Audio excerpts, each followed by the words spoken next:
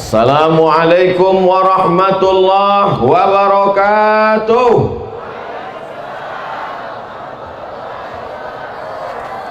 Petang hari matahari tenggelam nampaklah bulan. Dari sambutan salam nampaknya macam belum makan. Apa kabar semua jemaah? Sehat? Badan sehat? Hati sehat? Kantong sehat? Dah selesai masalah. Alhamdulillahi rabbil alamin. Wassalatu wassalamu ala ashrafil khalqi ajma'in, Sayyidina wa maulana Muhammadin wa ala alihi wa sahbihi wa man da'a bi da'watihi wa istanna bi sunnatihi ila yaumi liqa'i rabbih wa ba'du. Udah selesai fotonya. Mengapalah Ustadz tegak berdiri di sini?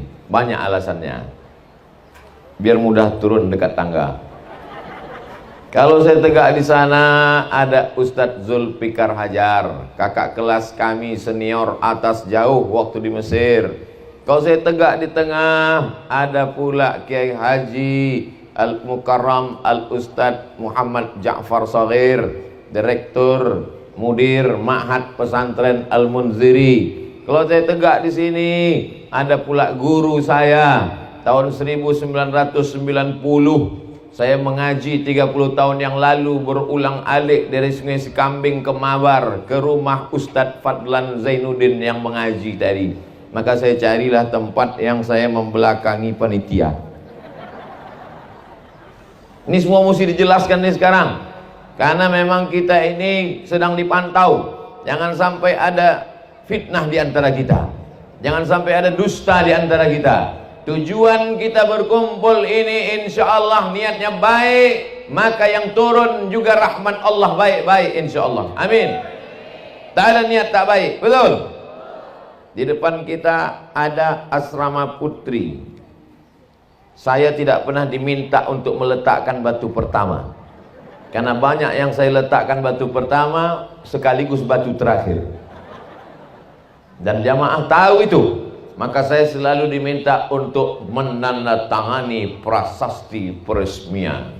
Tadi saya diminta pagi, tanda tangan prasasti peresmian rumah Quran. Udah selesai foto-foto, saya tengok di jalan fotonya, tanggal 20 Maret 2020. Loh, kenapa baru tadi ditandatangani? Undangannya udah lama, sekarang Ustadz baru bisa datang, gara-gara COVID. Jadi Maret kemarin jadwalnya, saya tak bisa datang karena COVID. Akhirnya ditunggu-tunggu COVID ini tak pulang. Tak pulang, dia ke Wuhan. Saya datang. Belaga kami sama COVID itu. Bapak Ibu yang dimuliakan Allah Subhanahu wa taala, kullu mri'in tahta zilli sadaqatihi. Nanti kita di akhirat bangkit dari kubur. Idza samaa'u fatarat, langit terbelah. Wa idzal kawakibu tasarat, planet bertabrakan. Wa idzal biharu fujirat, lautan diledakkan. Wa idzal quburu bu'zirat, semua yang dikubur bangkit tegak berdiri di padang mahsyar. Alimat nafsum ma qaddamat wa akharat. Hari itu orang baru sadar apa yang sudah dibuatnya menjadi amal menghadap Allah Subhanahu wa ta'ala. Tak ada tempat bernaung di padang mahsyar, karena tukang tenda pun tak mati bawa tenda. Hai tukang-tukang tenda, jangan kalian sombong. Kalian pikir kalian mati bawa tenda? Ibu-ibu tak ada satupun yang mati membawa payung. Walaupun kemana-mana setiap undangan bawa payung. Ada ibu-ibu pernah lihat orang mati bawa payung? Tak ada. Lalu di mana kita bernaung di akhirat nanti? Tenda tak ada, ada masjid. Wa takunul jibalu kal ihnil, bukan mampus, maufush. Hebatnya Al-Quran, maknanya dengan penyebutan hurufnya sama. Ketika disebutkan huruf nun dengan fa,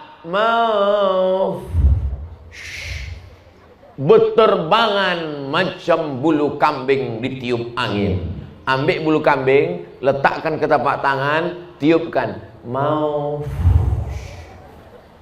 berterbangan bulu kambing dihembus angin. Kalau tak dapat bulu kambing, bulu ketiak. Berterbangan macam bulu kambing dihembus angin. Gunung Kidul, Gunung Bromo, Gunung Kelut, Gunung Merapi, habis semuanya terbang. Kalau Gunung Kidul, Gunung Bromo, Gunung Kelut, Gunung Sibayak, Gunung Merapi macam bulu kambing dihembus angin, lalu Abdul Somad hari itu macam apa? Dibayangkan ibu tuh, saya mulai ngelayang, baca saya ketawa. Tak ada tempat kita bernaung. Lalu di mana kita bernaung? Nabi SAW menjelaskan, kullum ri'in tahta zilli sadaqatiki, orang akan bernaung di bawah apa pula somat? Orang akan bernaung di bawah solawat pula kata dia. Orang akan bernaung di bawah sedekah. Jadi kalau ada di antara ibu bapak ini yang bersedekah 1 sak semen, nampak nanti di atasnya 1 sak. Nampak 1 sak. Kalau ada yang bersedekah 1 triplek, nampak 1 triplek. Kena hujan 3 kali bergulung. Kalau ada yang bersedekah plastik, nampak plastik. Udahlah plastik bolong-bolong pula. Macam inilah yang sedekah ini dia. Tapi kalau ada yang bersedekah, dia banyak melimpah ruah, tiang-tiang cor besi, semen, kosen pintu, maka itulah yang paling mulia. Saya tidak menyuruh bapak ibu bersedekah, saya cuma cerita aja. Oh sedekah silakan, tak sedekah tak apa-apa, tengok aja nanti di akhirat. Ada duit beli cincin, ada duit beli gelang, ada duit beli subang, ada duit beli anting, ada duit beli rantai. Begitu pergi undangan, merah muka itu. Kenapa merah? Anting 2 on sebelah. On gitu. Apa kabar bu? Sehat. Saking beratnya emas-emas itu. Kalau mau tidur malam, buka rantai, buka gelang, buka anting, buka subang, buka gelang kaki, diletakkan 1 cuci tangan penuh. Begitu jam 2 malam, mati. Kemanalah pergi emas, subang, rantai, anting tadi? Dia ambil ibu yang baru. Sekarang iyalah ketawa. Waktu dengar ceramah saya ini ketawa. Pas pulang nanti di jalan, betul juga kata Ustaz. Betul juga kata saya. Bukan mau merusak kemesraan ibu sama bapak, enggak. Jangan gara-gara cerita saya ini nanti sore maghrib bapak tuh mau minta, Adinda mana teh manis abang, buat aja sendiri. Watutlah mata kau tajam menengok cincin gelangku selama ini ya. Sudah diceritakan Ustaz Somad niat burukmu. Enggak, niat baik bapak-bapak. Menikah itu sunnah ibadah, iya kan bu? Tidak katanya.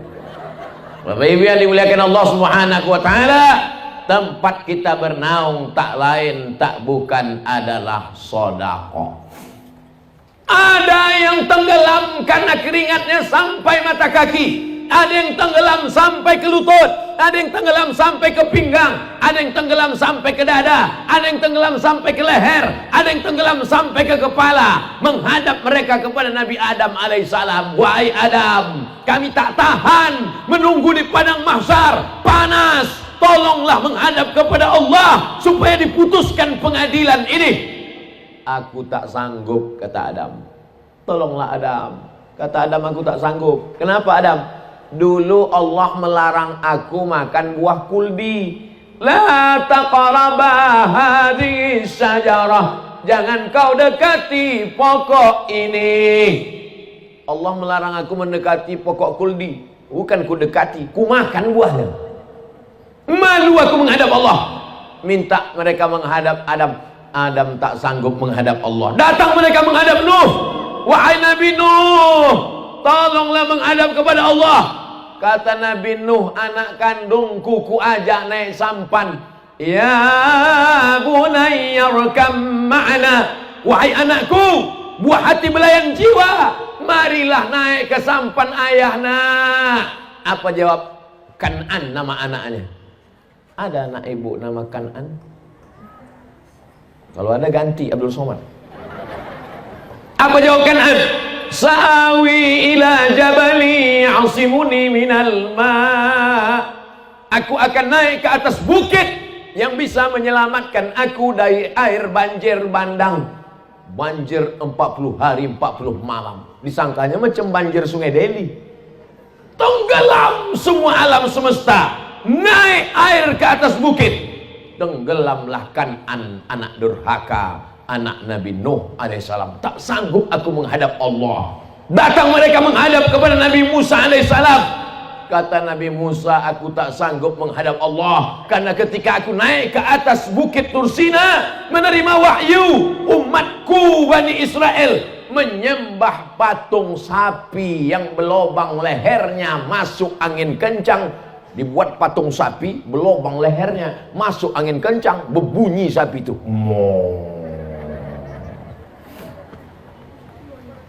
Datang mereka menghadap kepada Nabi Isa. Wahai Nabi Isa, mintalah kepada Allah supaya diputuskan pengadilan. Kata Nabi Isa, aku tak sanggup menghadap Allah karena mereka buatkan patungku dan mereka sembah aku. Aku malu menghadap Allah. Akhirnya mereka menghadap kepada Sayyidina wa Maulana Muhammad sallallahu alaihi. Makanya umat Nabi Ibrahim, umat Nabi Nuh, umat Nabi Musa, umat Nabi Isa ingin menjadi umat Nabi Muhammad sallallahu alaihi wasallam. Badannya paling kecil, umurnya paling pendek, amalnya paling sedikit, badannya paling ringan, tak sampai 50 kilo. Yang Abdul Somad, yang lain lebih. Tapi dia lebih dulu masuk surga daripada umat-umat yang lain. Kenapa? Karena inilah yang berani menghadap Allah Subhanahu wa ta'ala. Karena tak ada cacatnya, tak ada kurangnya, tak ada buruknya, tak ada jeleknya.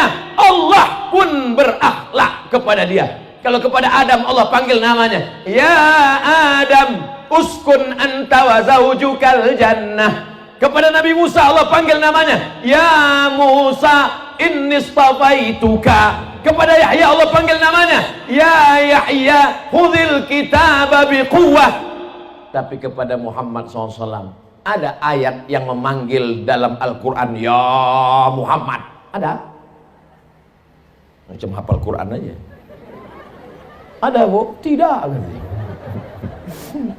Dalam Al-Quran apa kata Allah kalau memanggil nama dia? Ya ayyuhan nabi jahidil kuffar, ya ayyuhan rasul balligh ma unzila ilaika min rabbik. Allah tak pernah memanggilnya ya Muhammad, maka kita pun beradab kepada dia. Tak kita sebut Muhammad, tapi kita panggil dia Sayyidina wa Maulana wa Syafi'ina wa Zuhrina Muhammad sallallahu alaihi wasallam. Ustadz ini marah atau cuma? Enggak. Kalian macam baru kenal aja. Tadi dulu memang beginilah setelannya. Jadi tak bisa, mikrofonnya pula mantap. Hebat sound system pesantren Al-Munziri ini. Sudah pakai selimut pun keras juga suaranya. Kadang di tempat-tempat lain hebat, besar. Pas ceramah kita, assalamualaikum. Di Al-Munziri udah bekucung, tinggal sholat jenazah aja lagi.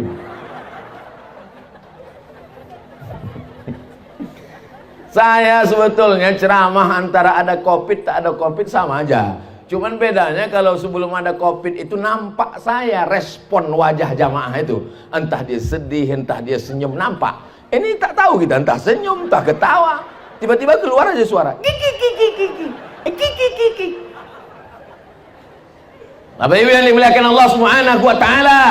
Jadi kalau mau selamat, selama menunggu di padang mahsyar, yang bisa menjaga kita, yang bisa menaungi kita, yang bisa melindungi kita, hanya satu, sodakoh. La ilaha illallah. Dia alih-alihkan juga lagi sholat, kata dia. Payah betul lah cerita sodakoh. Biasanya saya kalau udah ceramah tentang sodakoh ini biasanya keluar kota, biasanya keluar keranjang. Hebatnya di pesantren Al-Munziri, kotak tak keluar, keranjang pun tak keluar. Rupanya di sini tak main lagi masuk duit, semuanya pakai transfer banking ke nomor berikut. Mantap. Nomor pun tak ada. Wah, hebat betul. Buka Play Store pesantren Al-Munziri, klik ke nomor sumbangan asrama putri, enter nomor rekening, klik OK. Begitu diklik, menangislah ibu tadi. Kenapa ibu menangis, Bu? Harus sedih karena asrama itu akan mengalir pahalanya ke makam ibu. Bukan, Pak Ustaz. Jadi kenapa ibu menangis? Salah ketik nolnya banyak kan?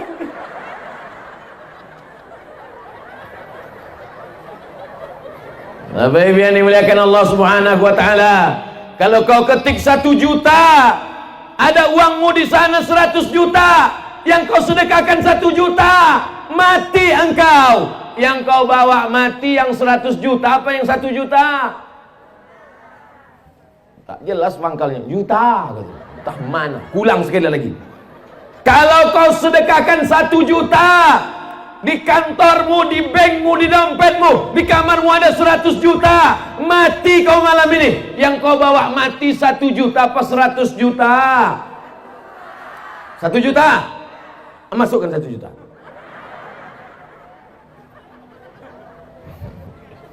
Ibu sehat? Bapak sehat? Alhamdulillah.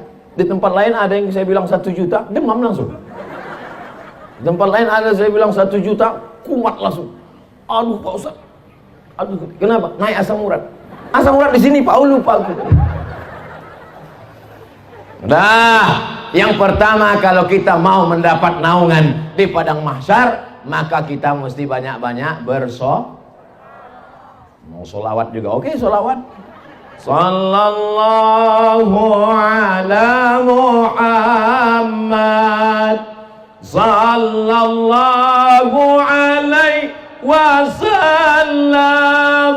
sallallahu ala Muhammad, sallallahu alaihi wasallam.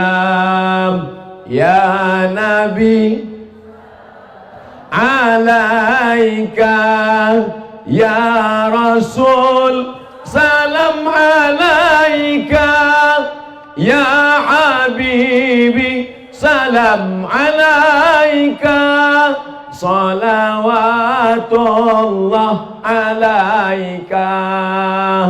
Banyak-banyak berselawat. Ibu-ibu yang sedang hamil berselawat, yang belum hamil berselawat, yang sudah hamil berselawat, yang hamil tak ada suami jangan berselawat. Bapak Ibu yang dimuliakan Allah Subhanahu wa taala. Yang kedua, dawu mardakum bis shadaqah. Obati orang yang sakit di antara kalian dengan sedekah. Sudah berobat ke dokter, tak juga sembuh. Sudah berobat alternatif, herbal, kusuk, pijat refleksi, totok. Udah ditusukkan semua jarum-jarum ke badanku nih Pak Ustadz. Dari jarum kaki, jarum jahit, sampai jarum goni. Tak juga sehat Pak Ustadz.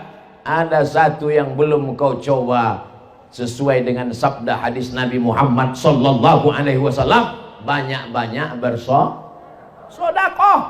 Judul bukunya Al-Gharaib wa Taraib Sa'ah wa Sa'ah. Syekh Abu Ammar Al-Misri, orang Mesir. Dia bercerita tentang orang Saudi Arabia, kaya raya, sakit, pergi ke Amerika. Sampai ke Amerika, apa kata dokter Amerika? Pulang, makan enak, tidur enak, ketawa-ketawa, liburan. Nanti mana tahu Bapak Ibu sakit, nauzubillah, nauzubillah, nauzubillah. Mana tahu sakit, pergi ke rumah sakit Pirngadi. Lalu kata dokter, ibu pulang ke rumah, makan enak, tidur enak, ketawa-ketawa. Itu artinya malaikat maut sudah 1,5 inci. Tak ada obatnya. Pulang, tidur, makan, ketawa bersama keluarga, nikmati hidup. Obatnya tak ada, menunggu mati. Mim datema taya bawa. Berarti Masih banyak yang ngajinya pakai kaidah Baghdadiyah. Yang tahu Mimda Tema Taya Bawati itu yang seumur-umur saya, yang umur-umur 23 nih.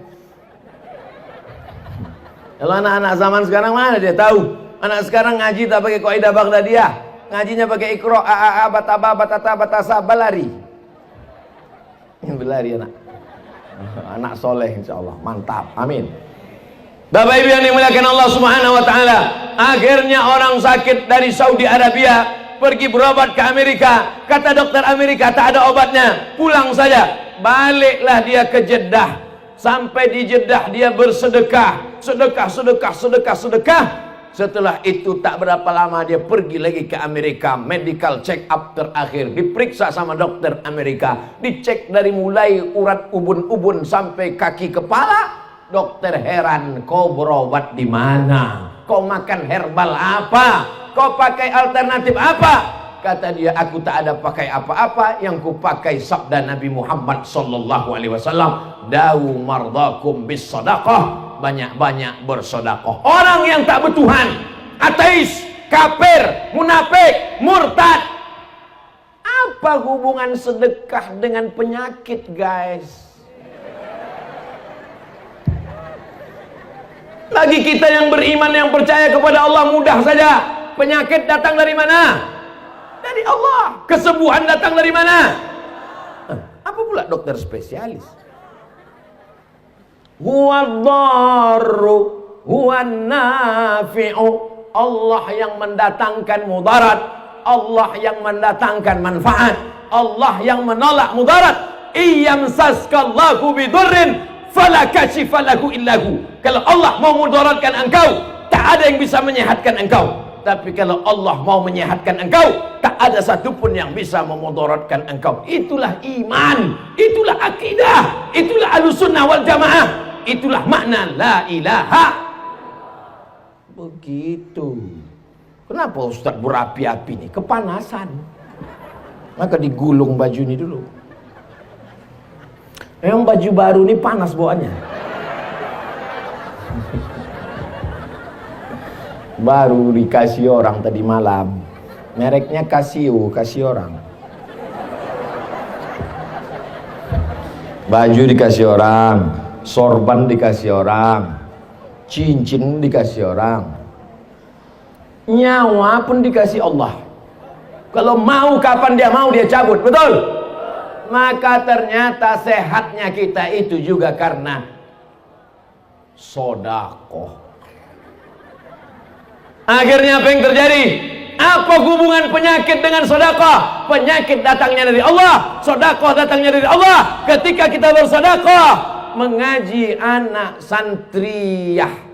Di pesantren lain laki-laki santri, kalau perempuan santriwati. Di sini berubah, yang laki-laki santri, yang perempuan santriyah. Terserahlah mau santriyah mau, yang penting santri. Mengajilah mereka tengah malam. Bismillahirrahmanirrahim.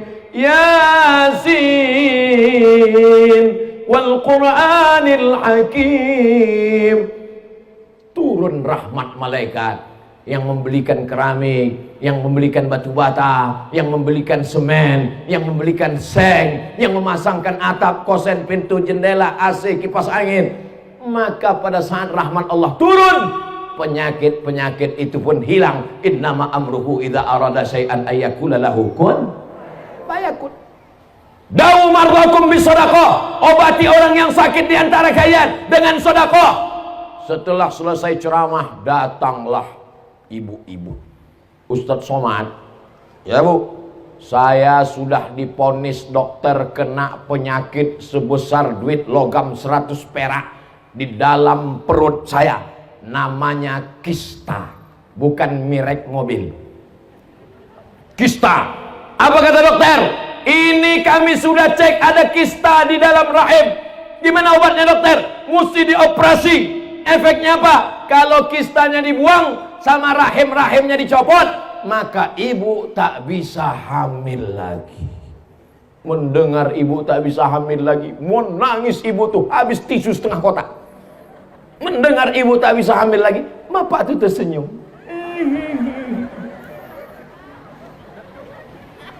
Bapak jangan senyum kali Pak, ibu ini mengintai. Untung pakai masker, diselamatkan masker. Akhirnya ibu ini tahu tentang hadis Nabi, da'u mardakum bisadaqah, obati orang yang sakit dengan sedekah. Dia pun bersedekah, diundangnya anak yatim, pergi dia ke panti jompo, datang dia ke panti asuhan, pergi dia ke pesantren, dibayarkannya uang anak sekolah du'afa yang tak sanggup, ditengoknya pembebasan tanah. Berapa harga tanah? 500.000, saya 10 meter, berapa saya yang kurang, ditambahnya. Setelah itu cek lagi ke rumah sakit, dokter tuh heran, ibu makan apa? Makan nasi pakai ayam penyet, ayam patah, ayam sungsang, ayam mati, ayam mutan, ayam pop.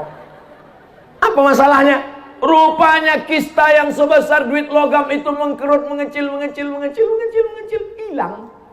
Jadi gimana dok? Tidak jadi operasi karena kistanya sudah hilang. Selamat, ibu tak jadi operasi dan bisa hamil lagi. Ibu tuh tersenyum, bapak tuh pula menangis.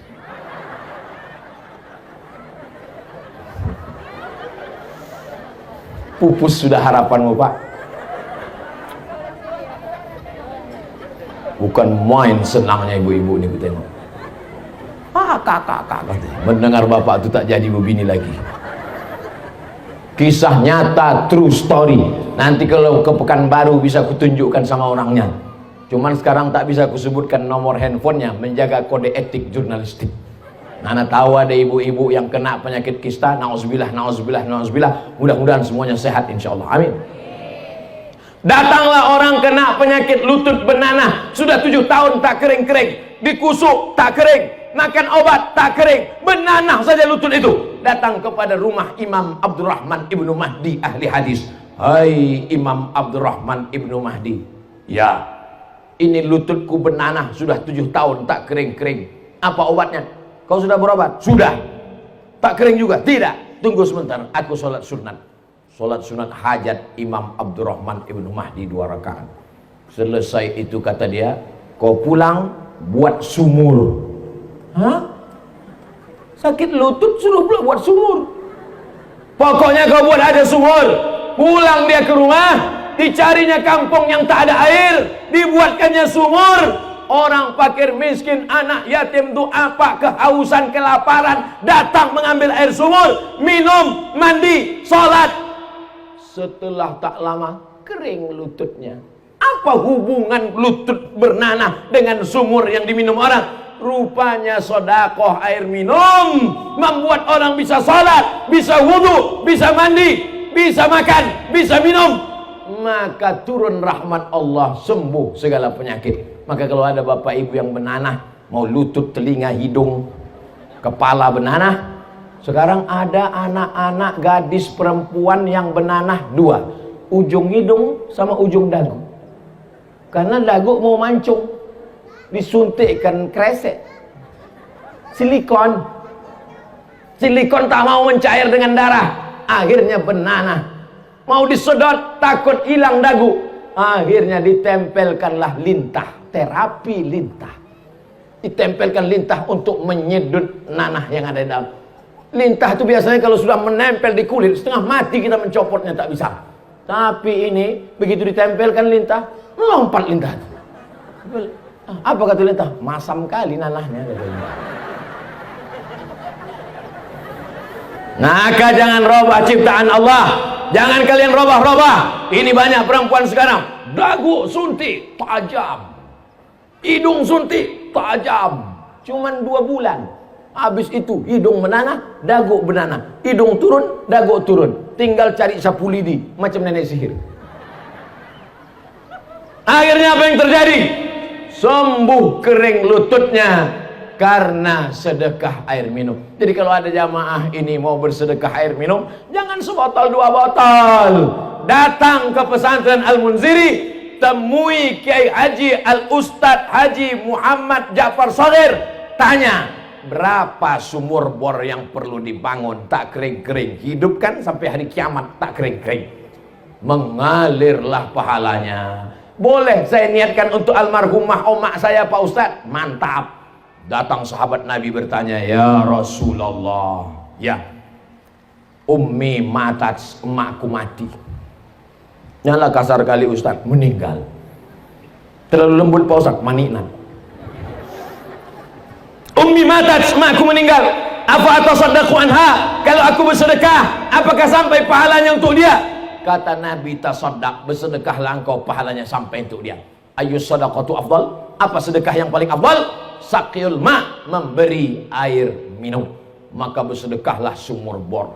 Saya mohon maaf Pak Kiai, saya tak tanya ini santrinya berapa, kamar mandinya berapa. Tapi saya pernah ceramah di salah satu daerah, santrinya 1000, kamar mandinya 10. Bayangkan itu, perang yang paling sulit. Ngantri panjang, kemana mau diletupkan bom atom ini? Belum sempat kami cerita panjang lebar sama Pak Kiai tadi. Mestinya kita ukur standar kamar mandi berapa, sumur bornya berapa, layak apa tak layak. Itulah yang akan menolong kita di hadapan Allah Subhanahu wa taala. Betul apa salah? Saya tak ada maksa Bapak Ibu. Kalau salah katakan salah.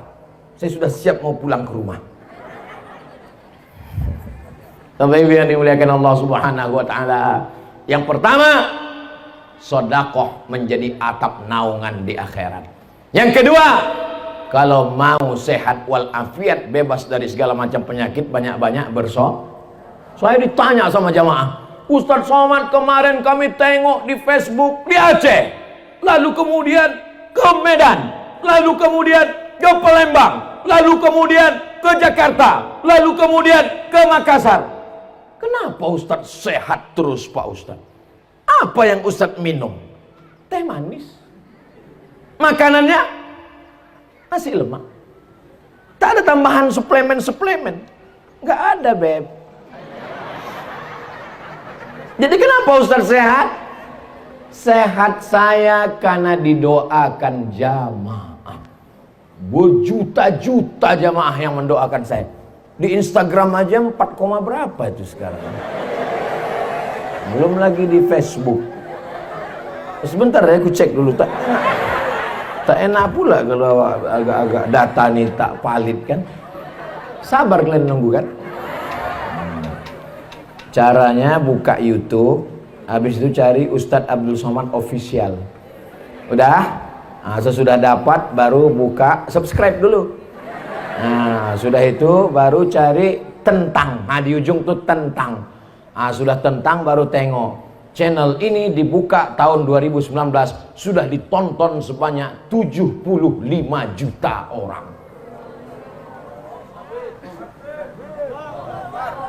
75 juta orang ini tidak semuanya suka, banyak juga setan-setan yang tangannya begini tuh, yang tangannya begini.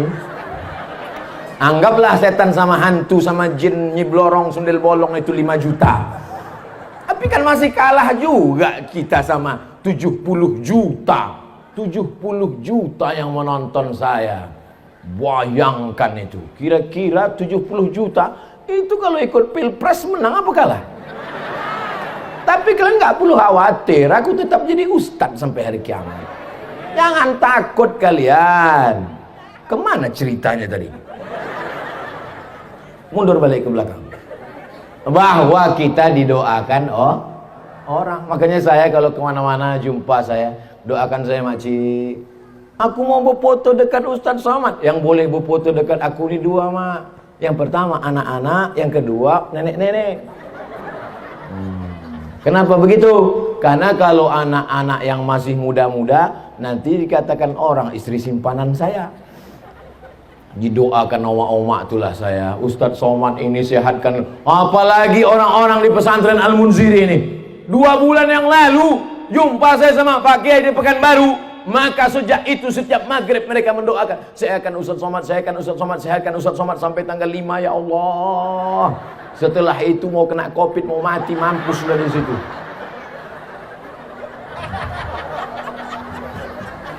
Orang Al-Munziri ini ikhlas-ikhlas, suci-suci hatinya. Doakannya Ustadz Abdul Somad, alhamdulillah sehat walafiat. Kalau tiba-tiba nanti sakit, sakit bukan laknat, sakit bukan kutukan. Ma yusibul mu'min min nasabin wala wasabin wala saqamin wala syaukin. Demam, sakit. sampai duri yang menusuk tapak kaki. Sesungguhnya Allah ingin menghapuskan silap salah dan dosa-dosa kita. Makanya kalau ada tetangga, kawan, sahabat kita sakit, si anu kemana? Sakit. Mudah-mudahan diampunkan Allah dosanya ya. Begitu. Si anu kemana? Sakit. Mampus di situ. Astaghfirullah. Astaghfirullah. Rabbal baraya. Astaghfirullah minal khataya.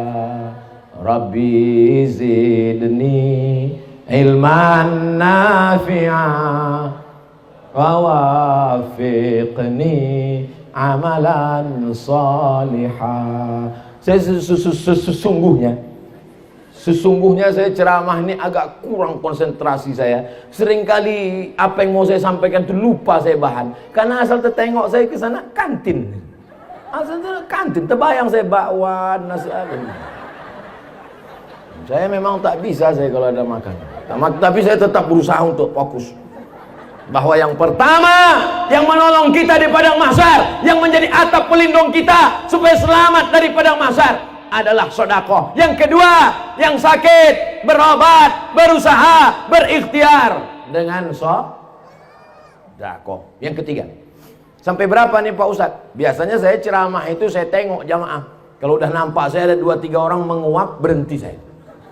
Cuman sejak Covid ini tak tahu kita dia entah menguap entah tidak. Tak nampak. Mana nampak? Nampak, entah menguap, entah senyum, entah apa. Mata aja begini-gini.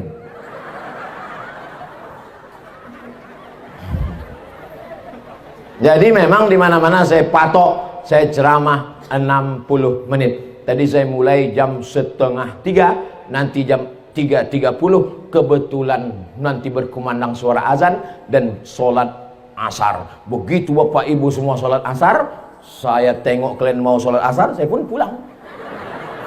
Saya tengok semuanya sibuk sholat asar, saya pun cabut. Kenapa? Aku udah jamaah takdim. Saya udah jamaah takdim tadi duluan. Jadi jangan nanti pas saya pulang, oh Ustadz itu yang kalian ikut itu, ceramah aja mantap, sembahyang pun tidak. Banyak orang sedang mengintai-ngintai kesalahan kita sekarang, betul? Yang tak betul yang bilang betul, bilanglah tidak. Yang ketiga, shadaqatus sirri tadfa'u mitatassu. Sedekah menolak mati su'ul khatimah. Kemarin tetangga kita yang ikut 17 Agustus manjat pinang itu mana dia? Pak RW. Mati kita Pak RW. Meninggal kenapa? Sakau. Syanu meninggal kenapa? Pas main gaple, kelepak mati. Syanu meninggal kenapa? Pas nyanyi dangdut. Jatuh bangun aku. Kelepak mati. Kalau mau selamat supaya mati husnul khatimah, kita diajarkan tuan-tuan guru berdoa. Allahumma khtim lana bi husnin wala takhtim alaina bisu'il khatimah. Tapi jangan lupa, ini yang ketiga, sedekah menyelamatkan orang dari mati su'ul khatimah. Amal banyak, sholat sunat banyak, pengajian banyak, jilbabnya panjang, sedekahnya banyak. Tapi ternyata kalau riya, kalau angkuh, kalau sombong, tak selamat dari mati su'ul khatimah. Apa yang bisa menyelamatkan dari su'ul khatimah? Kata Nabi, shadaqatus sirri tadfa'u mitatassu'i. Banyak-banyak bersedekah diam-diam, maka itu akan menyelamatkan dari mati su'ul khatimah. Anak muda meninggal di samping Ka'bah, di belakang makam Ibrahim, dalam keadaan pakaian ihram, di dalam Masjidil Haram, di sujud terakhir, dalam keadaan berwudu, di dalam sholat. Tak ada mati yang lebih indah daripada mati dalam Masjidil Haram, di belakang makam Ibrahim, dalam keadaan berwudu, dalam sholat, sedang pakaian ihram, di sujud terakhir.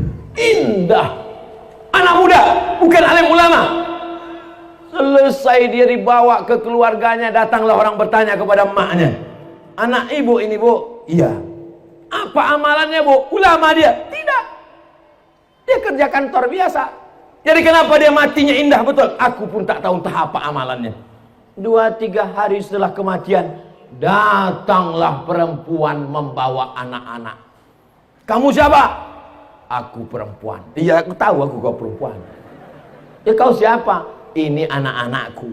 Terus anak ibu ini setiap awal bulan datang ke rumah kami, diam-diam membawa gajinya, dikasihnya sepertiga gajinya untuk anak yatim. Terkejutlah ibu, terkejut semua tetangga jamaah. Kenapa dikasih Allah dia husnul khatimah? Karena sodako. Makanya nanti ibu, mana tahu suami ibu meninggal, 2-3 hari sesudah itu datanglah janda membawa anak.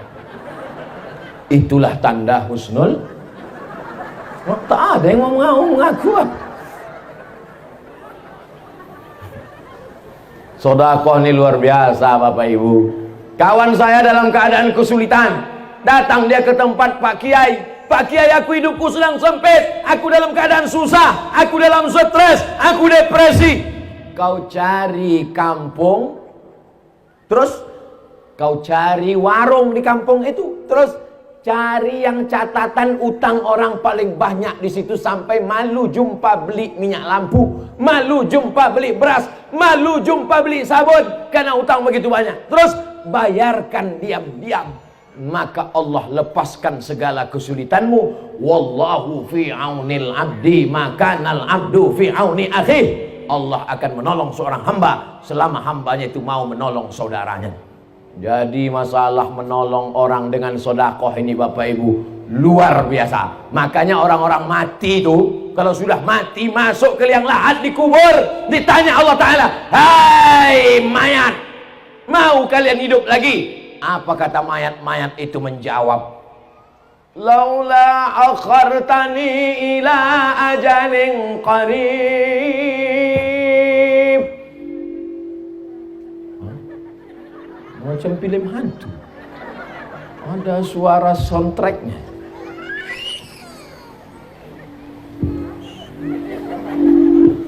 Laula akhartani ila ajalin qarib. Kata mayat-mayat yang sudah masuk dalam kubur, kasihlah aku waktu sekejap aja ya Allah, kasihlah aku hidup sebentar saja ya Allah. Tak bisa sehari setengah hari, tak bisa setengah hari 1 jam, tak bisa 1 jam 1 menit, tak bisa 1 menit 1 detik, hidupkan aku. Kalau kau kuhidupkan, kau mau apa? Apa jawab dia? Fa'asaddaqa. Kalau aku hidup sekejap, aku mau bersedekah. Kenapa Ustaz dari tadi ceramahnya ke sini terus? Kenapa tak ke sana? Mereka tuh tak ada duit. Duit mereka dipegang ini semua. Maka tak ada gunanya aku ceramah ke pinggir sana. Bersedekahlah kalian, bersedekah. Ujung-ujungnya pasti dia nanya, "Ma, boleh ya?" Gitu. Bagus aku langsung aja kan. Setuju kan Pak? Ah, benar enggak dulu. Betul Pak Ustaz. Lepas aku dah gitu. Lepas aku dah gitu. Memang yang cari duit, pergi pagi pulang petang, peras keringat banting tulang, tunggang langgang lintang pukang, itulah orangnya. Tengoklah wajah-wajah yang penuh penderitaan itu. Itulah orang yang pergi sampai kepala jadi kaki, kaki jadi kepala, tapi tak megang duit. Asal mau pergi, dompet sini. Ini kau pergi. Kau jangan banyak megang, nanti berbini kalau sekali lagi. Tapi insya Allah tak apa-apa Bu. Niat ibu baik kan Bu kan? Mengaku pula. Mudah-mudahan duit bapak kalau dipegang ibu ini tak hilang. Kalau lah ibu-ibu begini yang megang duit bapak, jilbabnya panjang, rajin pengajian, tak akan dibelikannya duit bapak itu gelang tangan, gelang kaki. Paling-paling dibelikannya emas batangan. Ibu-ibu yang suka shopping ke mall, ada ibu-ibu nih ke mall sehari 3 kali macam makan obat. Pagi jam 8 dia pergi ke mall. Kata security jam 10 baru buka Bu. Ditahannya tegak di pintu. Pagi ke mall, siang ke mall, malam ke mall.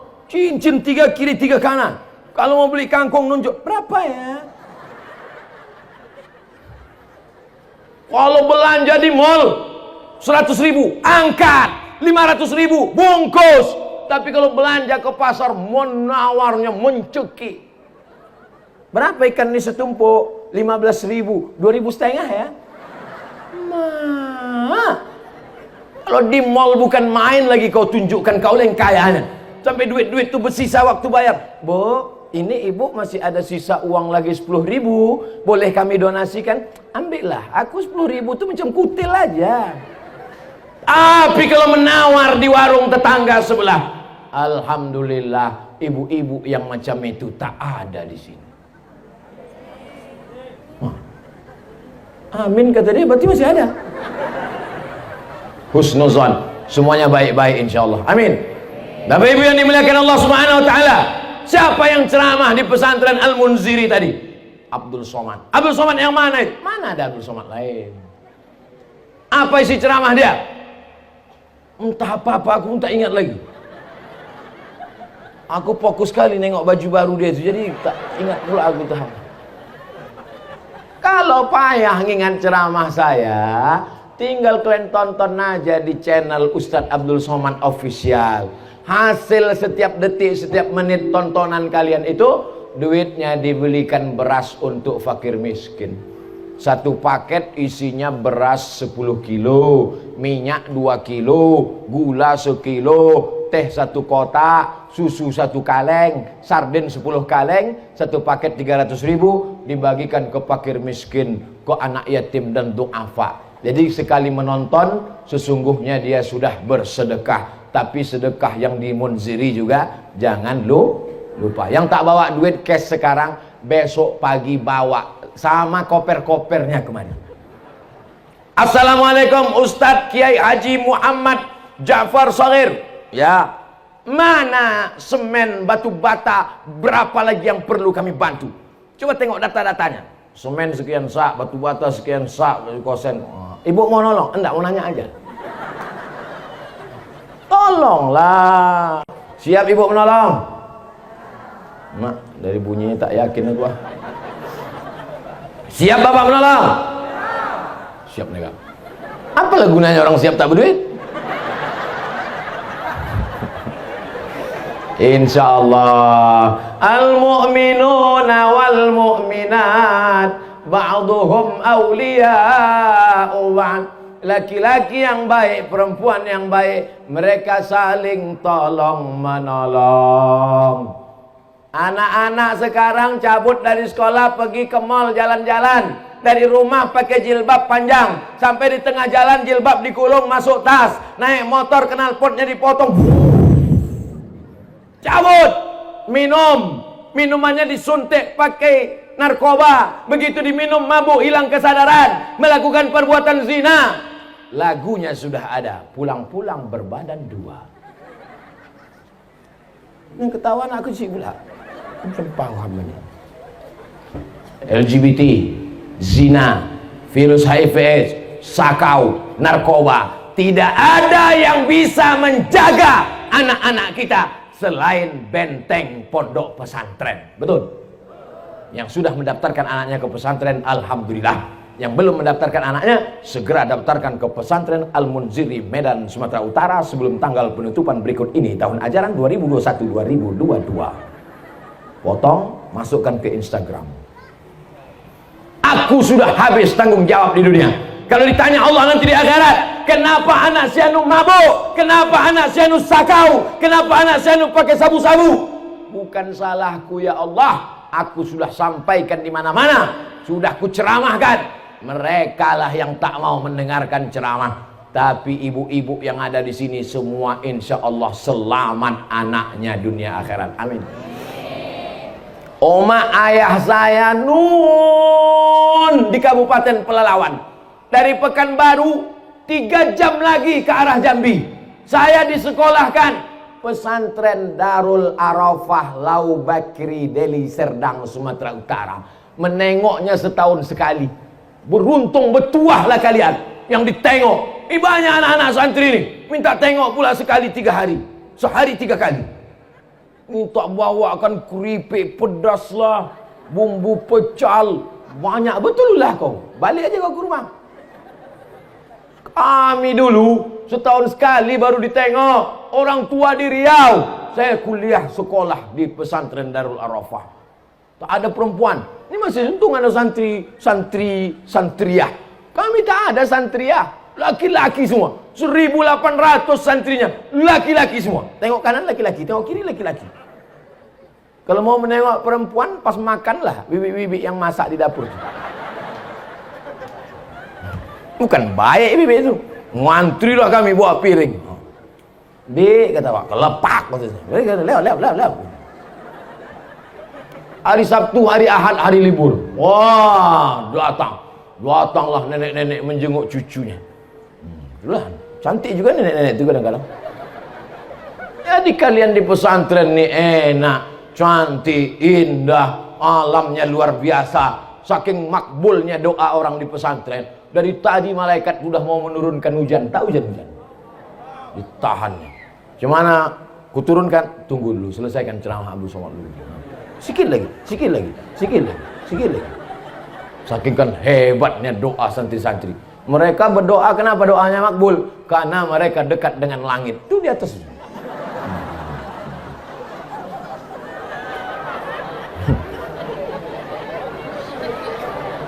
Ustaz Somad jam 12 malam menelpon mak-mak. Ibu kenapa? Diganggu jin. Bukan Pak Ustaz, anakku. Kenapa anak ibu? Anakku bawa motor Kawasaki Ninja, ngubut ke sana kemari, mau kularang udah tak bisa. Kalau kularang dibawakannya parang panjang. Kenapa? Kabel-kabel otaknya sudah korslet dibuat narkoba. Apa lagi yang mau dilakukan? Nasi sudah jadi tai ayam. Anak sudah mabuk, otaknya sudah rusak. Ibu masih cerita bubur juga lagi. Udah rusak udah otaknya. Ustaz Somad, tolong doakan anak saya. Pak Ustaz datang ke rumah. Anak ibu kenapa? Tak tahu pagi, tak tahu siang, tak tahu malam, tak tahu makan, tak tahu sholat. Asik main game online di kamar. Tolonglah Ustaz doakan. Tak tahu aku doanya. Belum ada dapatku doa Nabi. Allahumma inni a'udzubika min game online. Siapa yang memberikan handphone? Aku Pak Ustaz. Siapa yang mengasihkan kamar besar? Aku Pak Ustaz. Siapa yang membelikan layar monitor TV besar? Saya Pak Ustaz. Siapa yang membelikan paket? Saya Pak Ustaz. Siapa yang buat dia kecanduan? Saya Pak Ustaz. Sekarang dia udah kecanduan, siapa yang salah? Ustaz. Apa pula aku salah? Maka kalau anak kita mau selamat, tidak ada jalan lain, sekolahkan di pesantren. Saya nih Bu, saya nih Pak, andai tak dimasukkan ke pesantren dulu, udah jadi hantu sekarang. Alhamdulillah, dimasukkan almarhumah mak nih saya ke pesantren, tinggalkannya. Begitu saya taman aliyah, dikirimnya ke Mesir, 4 tahun tak dikasihnya ongkos, tak balik-balik. Sampai temenung saya di tepi sungai Nil tuh. Sadis sekali ya. Tak jadi bunuh diri. Rupanya sudah habis. Tadi dimulai 2:30, sekarang 3:30. 60 menit kita bersama. Mudah-mudahan 60 menit ini menjadi nilai amal soleh. Jangan kemana-mana setelah pesan berikut ini. Bagaimana cara kita menyikapi wali santri yang masih ragu dalam menitipkan anaknya di pesantren? Hampir tiap 3 kali seminggu datang sehingga anaknya terganggu belajar. Itulah yang kusampaikan tadi. Kan udah kusampaikan itu udah. Janganlah kalian tengok anak itu sering. Udah kusampaikan itu kan. Tengok dia 1 semester, tengok dia pas libur aja jebut. Sayang sama anak bukan kalian letakkan di celah ketiak. Sayang sama anak bukan dibelikan motor, dibelikan mobil. Sayang sama anak dikasih handphone mahal, gadget 25 juta, motor 100 juta. Sore pergi ke sana kemari. Orang sedang sholat maghrib. Wailil maghdubi alaihim waladdallin. Ada yang di belakang keceplosan, mampus gitu. Tiang listrik mati. Sayang sama anak, tinggalkan di pesantren. Ibu kalau mau menangis, Bu, jangan waktu di pintu ini. Tinggalkan dia sini. Ku tinggalkan kau di sini supaya kau jadi orang. Ku tinggalkan kau di sini supaya kau jadi ulama. Ku tinggalkan kau di sini supaya kau menjadi polisi, jadi tentara, jadi hakim, pengacara. Belajar kau baik-baik. Kalau mau nangis, udah keluar agak-agak jauh, ada pokok-pokok sawit. Berhenti menangislah di bawah tuh.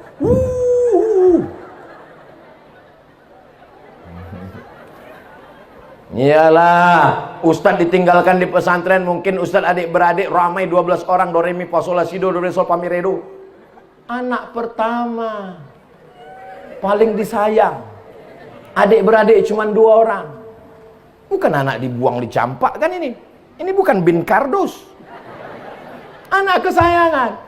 Tapi orang tua saya punya prinsip, kau mesti jadi orang, kau mesti sekolah. Maka saya yakin dan percaya ibu-ibu yang selama ini menangis pulang sampai menangis biji matanya sebesar telur angsa. Nangislah ibu tuh. Oh, kenapa bu? Aku tadi ke pesantren kasurnya tipis. 2 minggu yang lalu ku tengok anakku Pak Ustadz tipis kasurnya. Terus kemarin ku tengok yang tipis itu pun hilang pula. Datang si bapak menasehati, jangan kau menangis, lebih baik kau menangis sekarang daripada nanti kau menangis anakmu pecandu narkoba. Kuatkan semangatmu. Ngamuk pula ibu tuh, enak aja kau marah. Aku yang mengandung dia 9 bulan 10 hari, aku yang menyusukan dia 2 tahun, kau kan cuma datang sekali-sekali aja. Hancurlah dunia persilatan. Maka insya Allah kalau bapak bekerja sama dengan ibu, selamatlah anak-anak kita. Yang menyelamatkan diantaranya pesantren Al-Munziri ala hazihin niyah wa kulli niyatin solihah. Al-Fatihah. A'udzu billahi minasy syaithanir rajim. Bismillahirrahmanirrahim. Alhamdulillahi rabbil alamin. Ar-Rahmanir Rahim. Maliki yaumiddin. Iyyaka na'budu wa iyyaka nasta'in. Ihdinas siratal mustaqim. Siratal ladzina an'amta 'alaihim ghairil maghdubi 'alaihim waladdallin. Amin.